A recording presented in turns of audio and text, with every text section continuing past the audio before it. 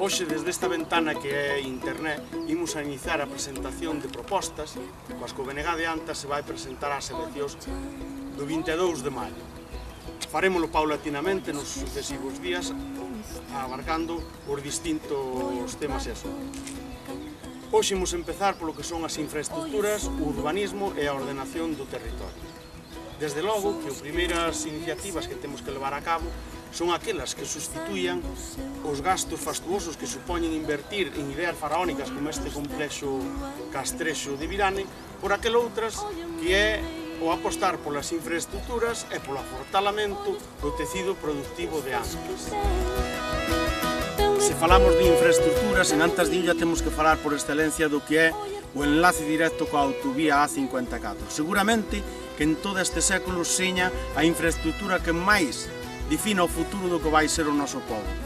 Trátase xa non só de ter ou non ter unha conexión directa coa autovía, senón que tamén nesta este señalizado Antas como saída. Nós non cambiamos de postura desde aquel acordo plenario unánime do setembro do 2007 e seguimos mantendo e insistindo en todos os plenos e loitando para conseguir un bon enlace con a autovía. Un pobo que quera fortalar o seu tecido productivo ten que apostar decididamente por estar conectado con estas novas vías de alta capacidade. Outro cambio profundo que debemos afrontar e que estamos apostando e ofrecendo desde o BNG de Antas é o cambio de modelo de firme nas carreteras de competencia provincial. Falamos da carretera de Santa Cristina, Facha Vilasante, carretera de Santa Mariña, Casa de Naia, etc., ou como esta de Antas a Chantada, que estáse ensanchando, estáse acometendo a súa reforma e vai a pasmosa velocidade de un kilómetro por ano, non chega nin a un kilómetro por ano. Con este cálculo optimista, no 2025 ou 2030 chegaremos a Chantada. Pero debemos afrontar un cambio na súa implementación. Creo que xa estamos en tempo no que hai que cambiar de firme e irse ao aglomerado en quente, que dá moita máis fiabilidade.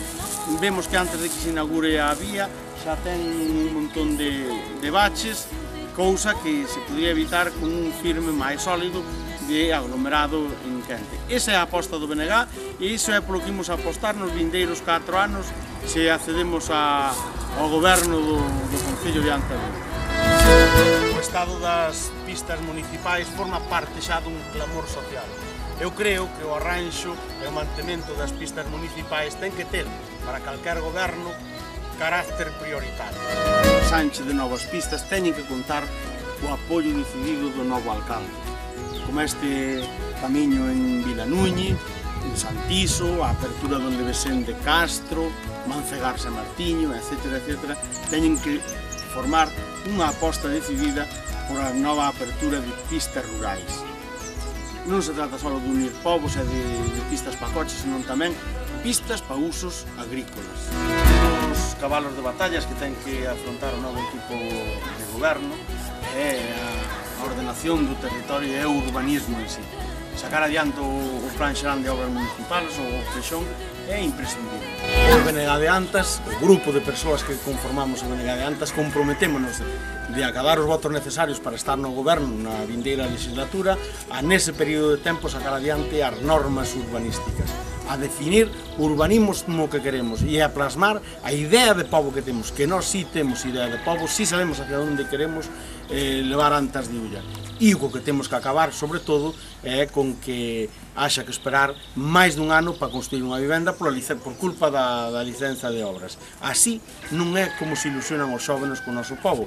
Así o único que se poñen son impedimentos para que a xente moza se radique nos concellos limítrofes. Ese é o noso compromiso. Non se trata só de aprobar o PEXON de Antas de Ulla, de definir un núcleo urbano de Antas, senón tamén todos e cada un dos núcleos rurais de todo o concello. Hai sitios como aquí os Carreiros, como Castro de Amarante, etc., onde hai xente interesada en construir as súas vivendas, pero é imprescindible que se definan os núcleos urbanos, que dentro do que é a definición e a ordenación do territorio de Antas se contemple todos e cada un dos núcleos rurais. Bueno, este é o que queda do polígono industrial que nos vendeu o señor Varela, que eu creo que é a súa maior mentira nas pasadas eleccións, a construción do polígono industrial. E un polígono non é a suma dun letreiro máis unhas xestas, un polígono é algo máis que eso. Desde o BNG propoñemos que na próxima legislatura se poda renegociar, porque é a única forma de darlle viabilidade a este proxecto, de renegociar o polígono que a empresa pública da Diputación e tamén buscar nova financiación a través da administración pública, sobre todo da autonómica, para darnos unha idea do engano que foron estes polígonos da última etapa de Cacharro, e que, bueno, electoralmente intentou aproveitar o señor Varela nas eleccións do 2007, e son os números. Os números din que con menos dun millón de euros que se negociou este polígono non é suficiente. Temos que ter en conta que, por exemplo, o polígono de Monterrosa, a Consellería de Vivenda, investiu no que é únicamente a urbanización 3 millóns de euros. Polo tanto, é absolutamente inviable o polígono industrial tal como está. A aposta e a proposta do BNG de Antas é a de facer unha renegociación e de buscar novas vías de financiación para sacar adiante o suelo industrial. Que o necesitamos?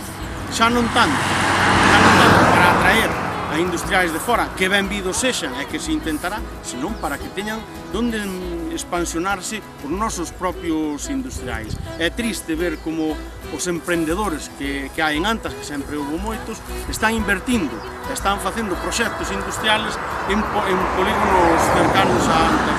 Por aí é por onde hai que loitar. Fixación de poboación, fixación de industria